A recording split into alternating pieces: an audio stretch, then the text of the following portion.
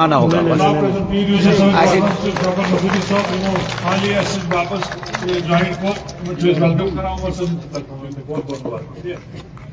जनाब उमर साहब जोर तारीफ करो जोर सारी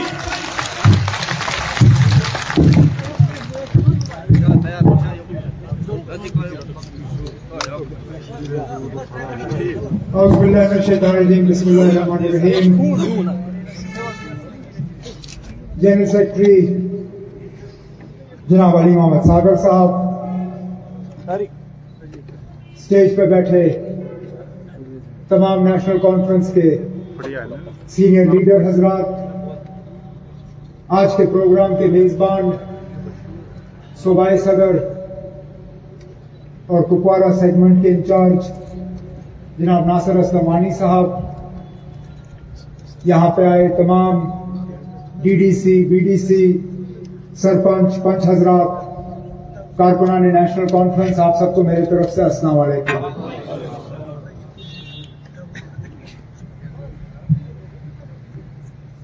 सबसे पहले तो मैं अपने साथी और आज के प्रोग्राम के ऑर्गेनाइजर जनाब नासिर असलम वानी साहब को इस प्रोग्राम की कामयाबी पर दिल की गहराइयों से मुबारकबाद पेश करना चाहता हूं।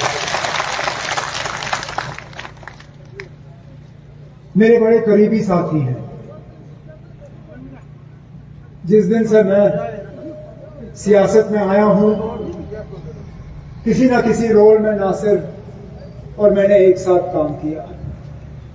यूथ में थे, एक साथ काम किया। जब 2002 में नेशनल कॉन्फ्रेंस की सदारत संभाली, फिर काम किया। जब हुकूमत बनी, मेरे साथ मिनिस्टर बने। उसके बाद जब मुझे हुकूमत में तब्दीली लानी पड़ी, मैंने इनसे गुजारिश की कि आप तंजीम संभालो। ऐसे भी बहुत लोग हैं जिनकी मिनिस्ट्री जाती है तो उनका मूड भी चला जाता है। जिस दिन उनकी मिनिस्ट्री चली जाती है उस दिन वो भी चले जाते हैं, लेकिन साथी हैं, उफ तक नहीं किया। कहा जनाब आप तंजीम संभालने के लिए जिम्मेदारी दे रहे हैं, मेरे सिर आंखों पे उस दिन और ये दिन सूबाई सदर के तौर पे नेशनल कॉन्फ्रेंस की खिदमत करते आए। लेकिन अगर आप देखें, सबसे ज्यादा अगर मैंने किसी साथी को तंग और दरबदर किया है वो नासिर को किया है। पहले गांव से उठा के शहर लिया, कहा नासिर तुम कुपवारा में मेरे पास जगह नहीं है, मेरे लिए प्रॉब्लम होगी यहां पर, मेहरबानी करके शहर से इलेक्शन लड़ो। हालांकि इसके लिए शहर से इस वक्त इलेक्शन लड़ना आसान नहीं था। कहा कोई बात नहीं ना, अगर आप कहते हो शहर से, मैं शहर से लड़ूं। हालांकि वहां पे भी बहुत ताने मिले, कहा ये कहां से गांव के आदमी को लाया है शहर में इलेक्शन लड़ने के लिए, लेकिन मेहनत की, सीट जीता। उसके बाद मुकम्मल 6 साल वहां लोगों की खिदमत की। अगर सहलाब नहीं आया होता तो अच्छी मेजॉरिटी से दोबारा जीत जाते हैं। नहीं जीते, कोई बात नहीं, होता रहता है। डिलिमिटेशन हुई, कुपवारा के 6 सीट 7 में तब्दील हुए, 5 में से 5 के 6 बने। नया सीट बना जिसमें से नाम तो पुराना कुपवारा था, लेकिन असली नई सीट ये है। 3-3 कॉन्स्टिट्यूएंसी को काट के एक बनाया। कहीं लोलाब से कटा, कहीं कुपवारा से कटा, कहीं हंदवारा से कटा। यहां तक कि 5 ब्लॉक प्रेसिडेंट हैं जिनकी जिम्मेदारी कुपवारा असेंबली हल्के पर पड़ती है। उस वक्त मैंने फिर नासिर को तंग किया। मैंने कहा नासिर, बुनियादी कुपवारा जिला के हो, अब शहर छोड़ो, वापस गांव की तरफ चलो और कुपवारा में इलेक्शन लड़ो। इस बात के बावजूद कि लगातार पिछले 10 साल से शहर में काम करते आए, कहा कोई बात नहीं जनाब, अगर तंजीम का ये हुक्म है कि मैं शहर अब छोड़ के कुपवारा ये नया जो सेगमेंट है इसको तैयार करूं, मैं काम करना शुरू करूंगा। वो दिन और ये दिन रात एक करके, जब भी मैं कभी श्रीनगर में कोई मीटिंग बुलाता हूं, प्रोग्राम करता हूं, तो नासिर मुझे कहता है ना, जुमा और एतवार के दरमियान कोई प्रोग्राम नहीं रखना। मैं कहता हूं क्यों आप छुट्टी कर रहे हो? कहाँ जनाब, मैं जुमा को निकलता हूं, जुमा कुपारा पहुंचता हूं, 3 दिन रह के मैं मंडे को वापस श्रीनगर चला जाता हूं। 4 दिन लगातार मेरी कॉन्स्टिट्यूएंसी में लग जाते हैं और उस मेहनत का नतीजा आज यहां पर मुझे दिख रहा है, जो वर्कर इसके साथ जुड़े हुए हैं। आगे भी इसी तरह मेहनत करनी होगी क्योंकि रास्ता आसान नहीं है। वो कहने के लिए है कि वेव है, नहीं है, लोग नेशनल कॉन्फ्रेंस को चाहते हैं, नहीं चाहते हैं, तो दूसरी बात है। लेकिन इलेक्शन लड़ना, वो भी कॉन्स्टिट्यूएंसी में पहली बार, आसान काम नहीं है। अब इनको फायदा ये है कि आसपास सीनियर साथी हैं, चाहे चौधरी रमजान साहब हैं, सैफुल अमीर साहब हैं, मेरे भाई कैसर जमशेद लोन साहब हैं, मिलके दोबारा नेशनल कॉन्फ्रेंस का किला जो है वो कुपवाड़ा जिला में कायम करके ही मुझे लगता है वो रहेंगे।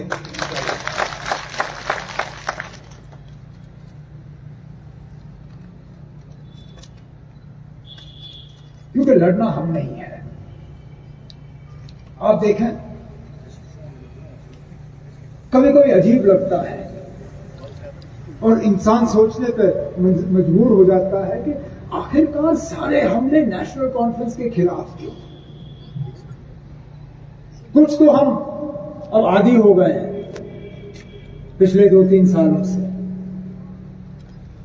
चाहे वो बीजेपी हो, चाहे बीजेपी की ए टीम हो, बी टीम हो, सी टीम हो, कभी कभार वो डी टीम बन जाती है तो उनके तरफ से कोई दिन ऐसा नहीं होता जहां वो नेशनल कॉन्फ्रेंस के खिलाफ जो है ताबड़तोड़ हमले नहीं करते। लेकिन पिछले कुछ महीनों से, पता नहीं आपने आजमाया या नहीं, मैंने तो जरूर देखा कि जिन लोगों के साथ हमने 2019 के बाद दोस्ती बनाने की कोशिश की, उन लोगों ने भी हमें नहीं बख्शा। इस बात के बावजूद कि रिकॉर्ड गवाह है, अगर कहीं नेशनल कॉन्फ्रेंस के सदर या मेरे तरफ से उनकी तंजीम के खिलाफ कोई आवाज उठी हुई होगी, कहने के लिए कम नहीं है। और उसका छोटा सा मिसाल मेरे साथी नजीर गुरेजी साहब ने दी। कहने के लिए तो बहुत कुछ कहा जा सकता है, लेकिन हम उन लोगों में से नहीं हैं जो दोस्ती करके फिर हमला करते हैं।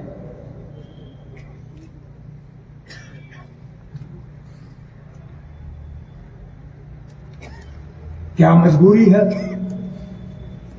क्या सोच के होता है, समझ में नहीं आता। लेकिन कोई बात नहीं, आज नहीं कल, कल नहीं परसों, कभी ना कभी तो इन बातों का जवाब जो है मुंह तोड़ तरीके से हम देना जो है शुरू कर लेंगे। फिलहाल हमने किया नहीं।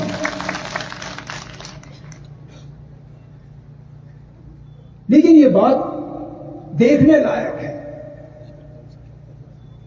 कि हमला हमारे ऊपर होता है पिछले दिनों, और तकरीर की तारीफ कहां से होती है?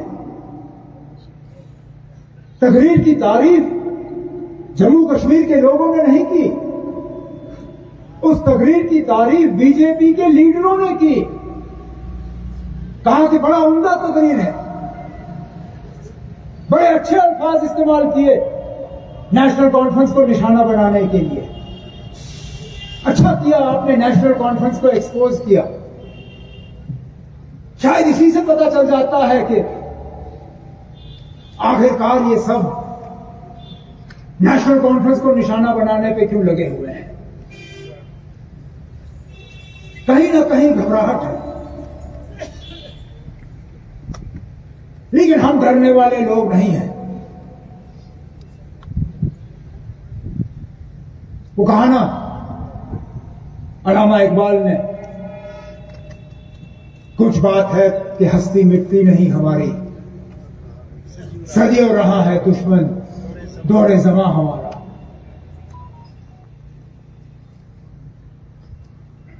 ये हमले हम पहली बार नहीं देख रहे हैं। मेरे जो साथी 77 में इलेक्शन लड़ रहे थे या हुकूमत कर रहे थे, उनको अच्छी तरह याद है किस तरह तमाम पार्टियां एक साथ हुई बाबा कौम शेर कश्मीर शेख मोहम्मद अब्दुल्ला को उस वक्त हराने के लिए। फिर 96 में इसी तरह ये तमाम ताकतें एक साथ आई नेशनल कॉन्फ्रेंस को उस वक्त कमजोर करने के लिए। आज फिर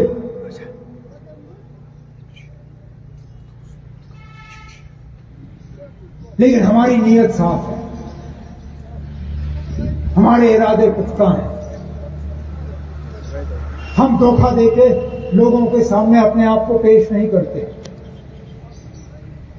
हम झूठे वादे नहीं करते, हम मैदान छोड़ के भागते नहीं हैं,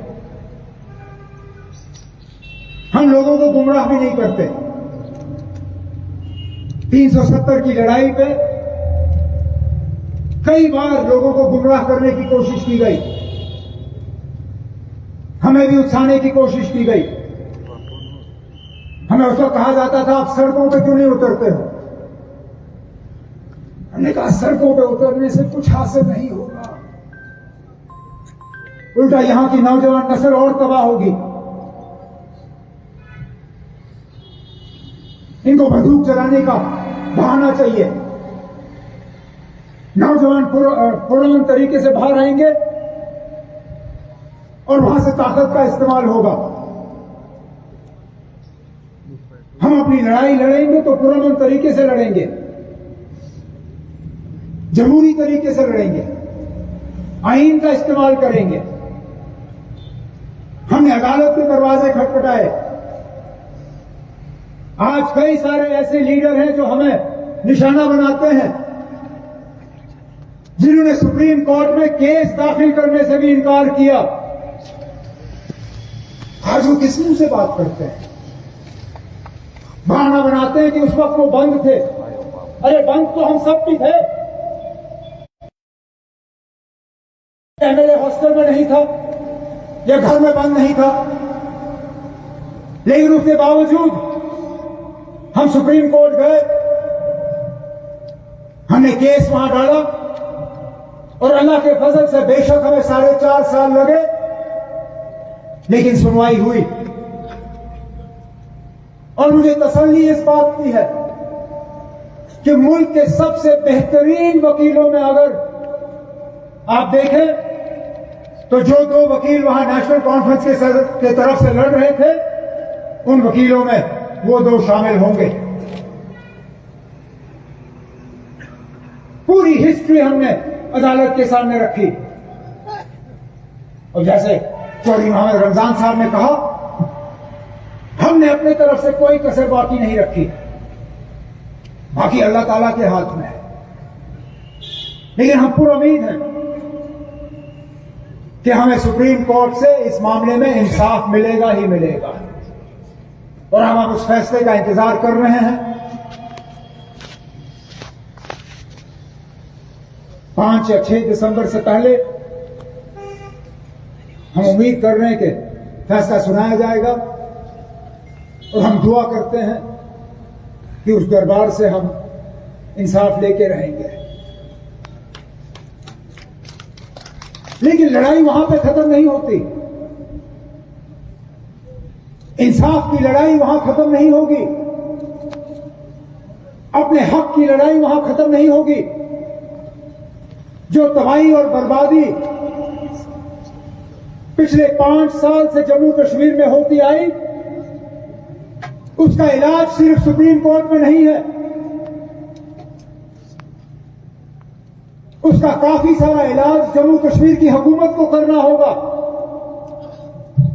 तभी तो ये बीजेपी वाले इलेक्शन नहीं करा रहे।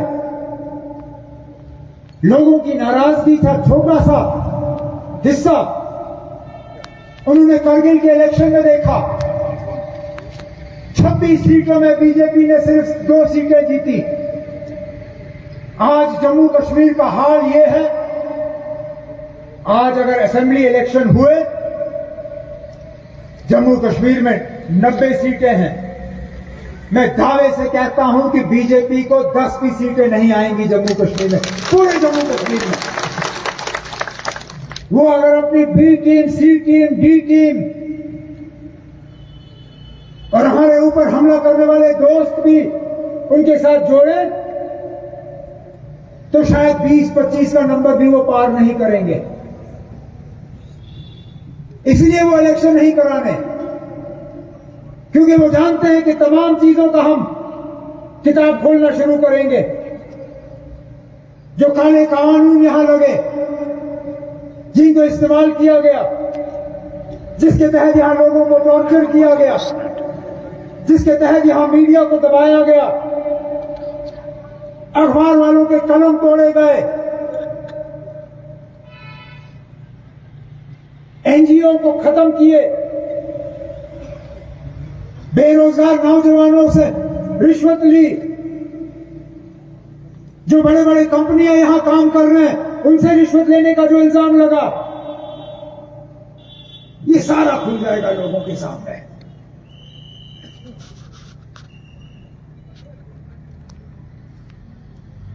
इसलिए वो चाहते नहीं है कि इख्तिदार दोबारा लोगों के हाथ में ट्रांसफर हो। लेकिन कब तक भागेंगे? आज नहीं तो कल, कल नहीं तो परसों, परसों नहीं तो तरसों, एक ना एक दिन उनको यहां पे इलेक्शन कराने ही कराने होंगे। और मैं आप एक एक फर्द नेशनल कॉन्फ्रेंस के वर्कर को ये यकीन दिलाना चाहता हूं कि आपके दिलों की उम्मीदों के बराबर जो है यहां पे हुकूमत बनेगी और वो हुकूमत आपके लिए काम करेगी। काम करने में हमने कोई कसर बाकी नहीं रखी। वो हालात ऐसे बने कि लोग हमसे नाराज हुए, नहीं तो काम हमने बेशुमार किए। वक्त कम था, नहीं तो अगर मैं चौधरी रमजान साहब, सैफुल्लाह मीर साहब और कैसर जमशेद लोन साहब से यहां उनसे कहता जरा गिनो 2014 और 2009 और 2014 के दरमियान कितने काम हुए, आप लोग थक जाते सुन सुन के। चाहे वो नए एडमिनिस्ट्रेटिव यूनिट थे, चाहे वो तरक्याती काम थे, जहां जहां रोजगार दे सके रोजगार दिया। दूर दराज इलाकों में हम डीजी को भेजते थे डायरेक्ट भर्ती कराने के लिए, खासकर बॉर्डर एरियाज पे, पहाड़ी एरियाज पे। पहाड़ियों को हमने रिजर्वेशन देने का काम किया। कुपवारा में एक नहीं 2 कैबिनेट के मिनिस्टर थे। आज ये लोलाब और बंगस के टूरिज्म की बात करते हैं। संग बुनियाद तो नासिर साहब ने उस वक्त रखा जब हमने यहां टूरिज्म डेवलपमेंट अथॉरिटी दी, लोलाब बंगस बंगियारी का। ये टीआरसी जो बना, यूनिवर्सिटी, कॉलेजेस, यहां रेल लाने का प्रोजेक्ट। अगले पे हमारे हुक्मरान आते हैं यहां, रोज रेलवे की बात करते हैं। पहुंचते तंगदार कहते हैं हम रेलवे लाएंगे। ना हमें तो 9 साल हो गए रेलवे मिनिस्ट्री में प्रोजेक्ट बनाए हुए। आज आपके पास बहाना क्या है कि बारामूला से आप यहां तक रेल क्यों नहीं लाए?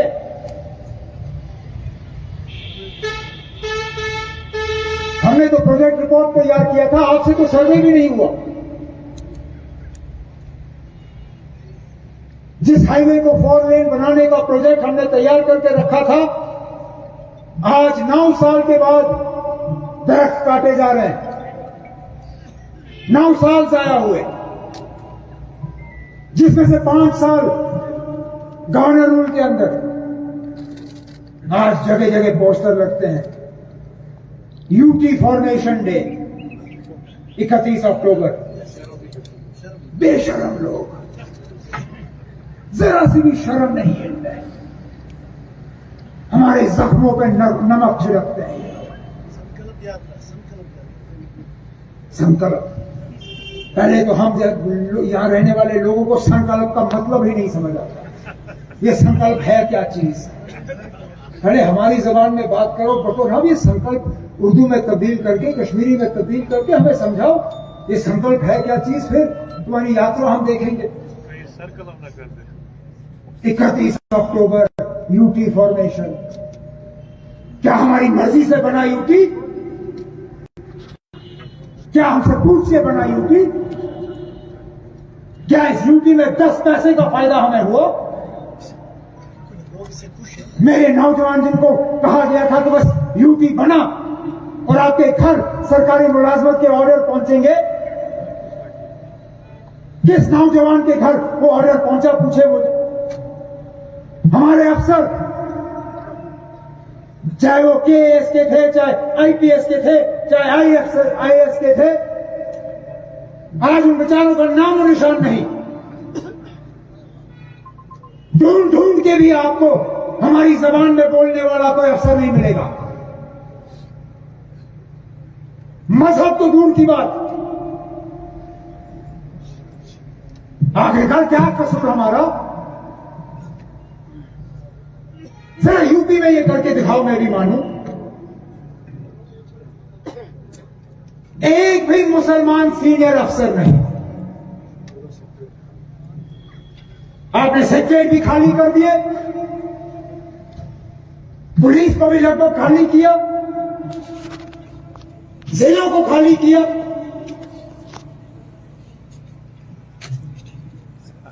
जिन अफसरों ने हमें जाते जाते तालियां बजाई, आज वो बेचारे भी दर बदर के ठोकरें खा रहे हैं।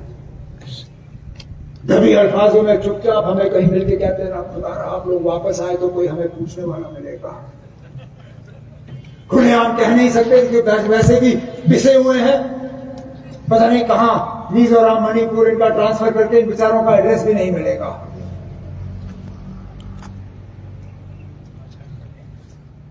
ये हाल किया जम्मू कश्मीर का इन्होंने। फिर कहते हैं 31 अक्टूबर।